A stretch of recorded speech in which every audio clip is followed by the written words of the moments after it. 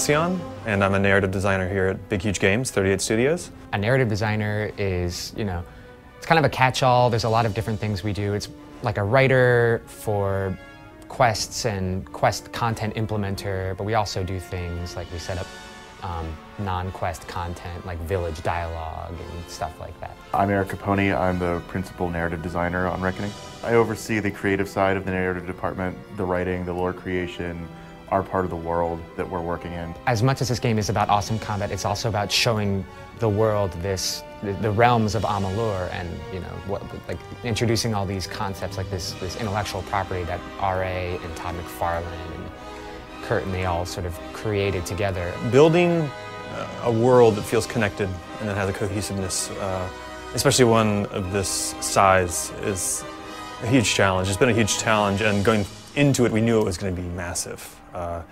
Terrifying, actually. Working with R.A. Salvatore, it's kind of a nerd fantasy. There's a lot of talk about how we've been given this 10,000-year history, and that he's developed it, and we're working on it with him. I mean, that's very true. I haven't worked with a big name like R.A. Salvatore before, like New York Times bestseller. Like everyone knows who this guy is. He's surprisingly down to earth, easy to deal with.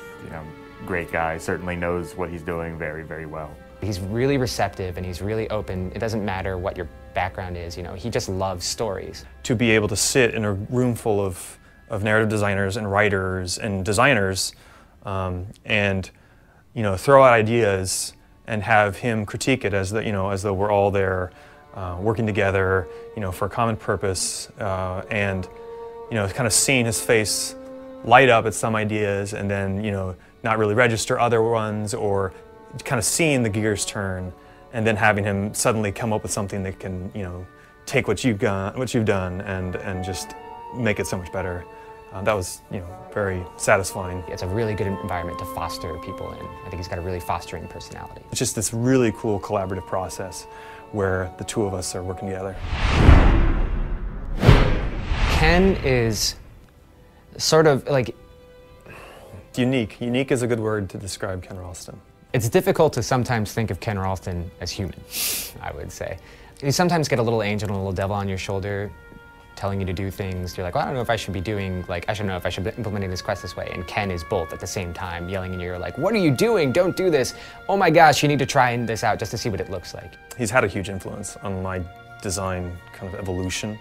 There are great designers, there are great writers, there are a lot of different things you can be, and Ken, in addition to being a great designer and a great writer and a host of other things, he's also a great teacher. He's at such a high level of thought that seems so, focused. He's just got this mind that works so much to try and figure out what is the bare, when you boil everything in Reckoning down, what's left, what is the player experience. His direction has been integral to sort of everything from the tone of the narrative to the quest structures we employ, and just having him here as a sounding board for everything is an incredible asset.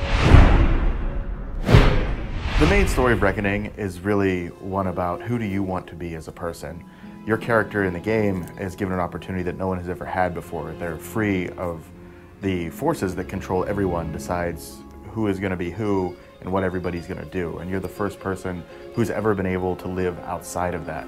So where you go and what you do is impacting the entire world around you. A universe that's been on rails for the last however many millennia is starting to tilt. And this is the point of divergence. It's as much about figuring out who you're going to be as who you were. Who you were can almost be irrelevant if you have a chance to wipe your slate clean and become someone else entirely. We wanted to look at other ways to accentuate the narrative, to bring it out, to make it a huge part of the gameplay and of the immersion aspect of the game. There's a lot of players that really want to buy into what they're doing and they want to interact with this world, and part of that involves sort of getting them into the setting, getting them to buy into characters and finding maybe I want to fight these guys because they burned down this village or something like that. What we wanted to do was to make sure every area in the game had its own identity and even its own story. Because in a lot of RPGs, especially large, vast, open world RPGs, there's a lot of dead space. You're running around in the world, killing things with this great combat system, but if you're not doing it for a reason, then it sort of starts to lose it after a while. You can still create a world that's vast and that it's deep, but have something to do all the time. Most of the places you come to have their own, village with something going on, a warlord or a despot that's taken over an entire region and you have to oust him, a city under siege, all these little stories, which for me are the reason I play games, is for the personal stories, the characters. Creating spaces this way not only informed the world design, the art aspect of it, but also really helped us to tell human stories in a fantasy world. Factions and Reckoning are a lot like small main quests. They're not exclusive, they don't cut the player off from content, but they do provide whole new branches that the player can explore. And the great thing is too, because of our destiny system, the player can unlock new destinies, new identities, new ways of playing, new buffs, skills, all that kind of stuff through the factions that they couldn't normally. Travelers are a group of gypsy people who sort of make their living as thieves in the Feylands. They're sort of Robin Hood-esque without any of the gentility. The common folk love them because they stick it to the rich, but they don't necessarily give to the poor, and the travelers are happy to enjoy the respect without having to share any of the loot. A Thieves Guild has to play a certain way. There are certain player expectations for like sneaking around and stealing stuff, and so that was approached from a very gameplay-oriented perspective. Like, well, what would be cool things that the player would get to steal? And one of the examples was like, well, what if you could steal a lockpick that could unlock any lock? And we're like, okay, that's pretty cool, except it's locked in an unopenable box, and then, we're trying to come up with these weird puzzles and scenarios that the player has to deal with. We want to make the player feel like Mission Impossible, only it's more like Mission Improbable when the player's around. The idea with the House of Ballads, with the Fae, is that because they are a race that lives long lives, and then they die, and they regenerate, and they come back to life, they sort of have this ongoing history that never actually becomes history because it's sort of a living thing.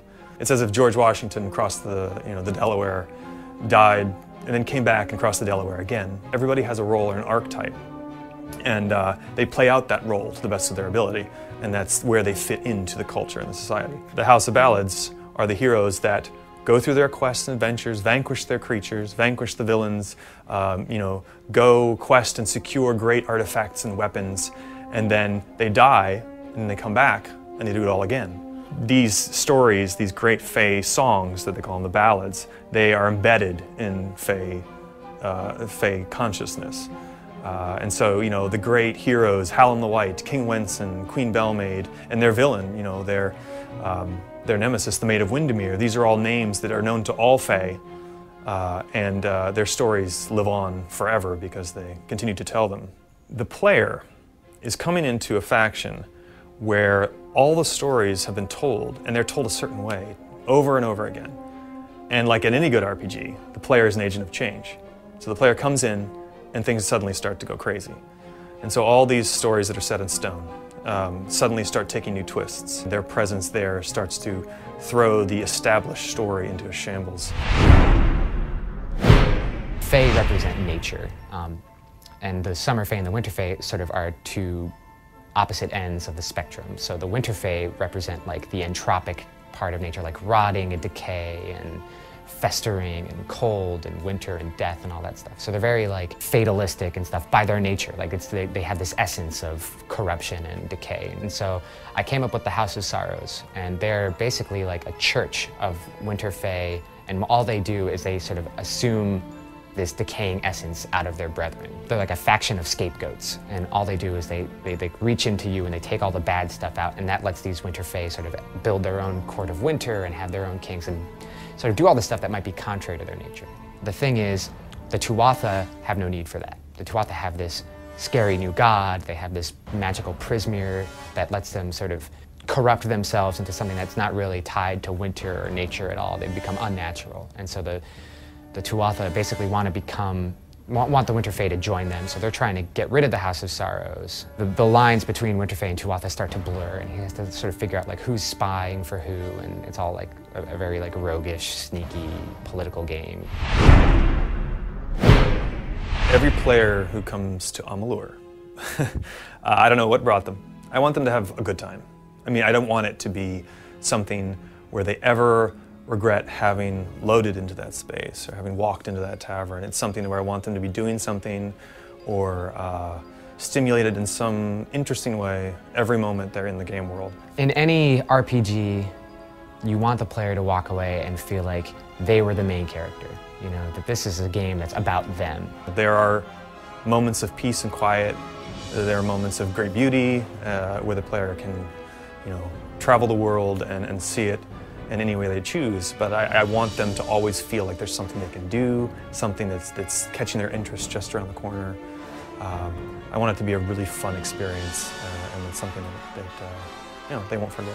Reckoning is about the player, because the player is this moment in the Amalur storyline. Like the whole Amalur universe, the player is the one thing that changes the face of it. And that's what I want the player to, like, I want the player to basically, when he walks away from the game, feel like an astrological event, you know? Like he wants to feel like he was planets aligning and making all that stuff come together, because he was. The world of Amalur is really interesting to me. It goes a lot deeper even than we've been able to explore in this game. I could do this until the end of time. There's so much here to work with, and there's so much more that can be created. And it's such a deep and interesting world with so many secrets that, you know, you start pulling one string and it comes apart, and there's just more and more and more and more under there.